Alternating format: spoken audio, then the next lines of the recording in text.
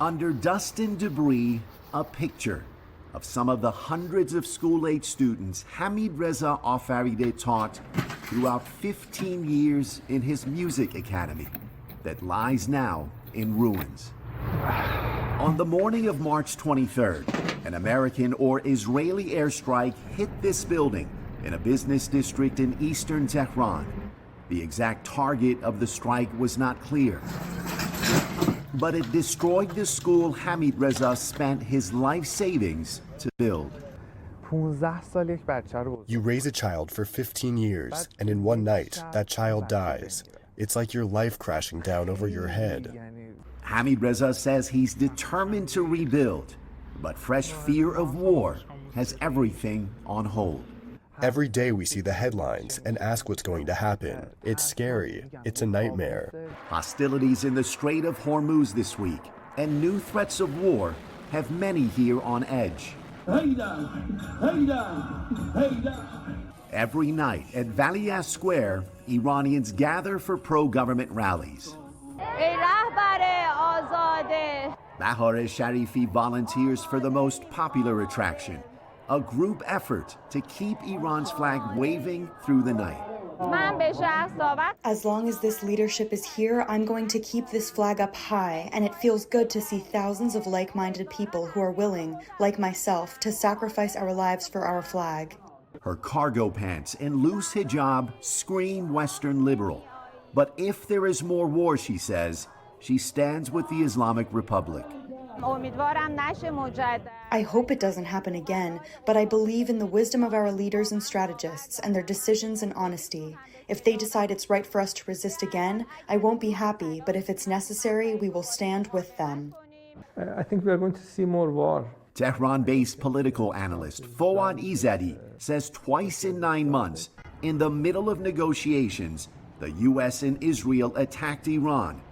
It would be a mistake, he says, for Iran not to be ready for a third attack.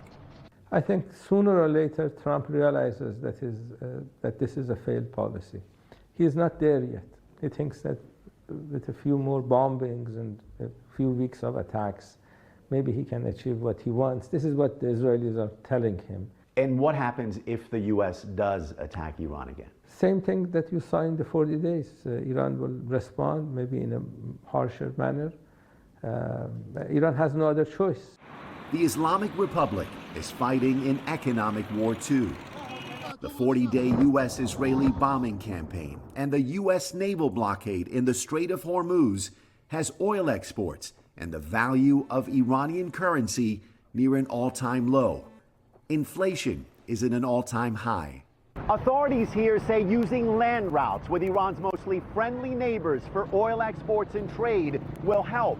But there is no avoiding the economic crisis. So there are ways of going around these type of sanctions, but they are going to be painful and they are going to be real. The Islamic Republic is seemingly attempting to relieve the economic pain by easing control over social freedoms. Today, singers and performers regularly defy the state ban on street music. More women walk the streets of Tehran without the hijab, the very act that launched a wave of protest in 2022 after the death of Mahsa Amini, arrested for allegedly not wearing the hijab. This is something we've achieved at great cost, and we're going to fight to keep it tooth and nail. In this Tehran cafe, Iranians meet every week to debate their political views. It helps us understand our collective experience and things we all went through, especially the war and the hopes and fears we all experienced together. And in the streets of Tehran, more women than ever are riding motorcycles. Law student Shakiba Shokri says the new freedoms are nice, but not enough. We're,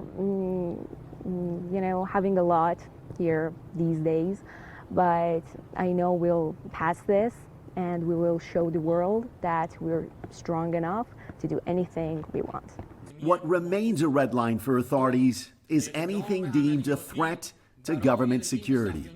Since March, authorities have executed 24 protesters accused of working with foreign enemies to sow unrest in mass anti-government demonstrations in January, where thousands of protesters and hundreds of security forces were killed. Since the start of the war, authorities have silenced anti-government street protests. A woman who took part in the January demonstrations asked not to be filmed, but shared this statement. "It doesn't matter how long our journey is. We will keep fighting to make our voices heard and for a free and democratic Iran." A day after bombs destroyed his music academy, Hamid Reza Afaride made this viral video. He sat in his ruins and played his kamanche, the classic Iranian string instrument. It was his personal call for peace, with the White House reporting progress in talks with Iran. For Hamid Reza and millions of Iranians, an end to the war may now be in sight. For the PBS News Hour, I'm Reza Sayah in Tehran.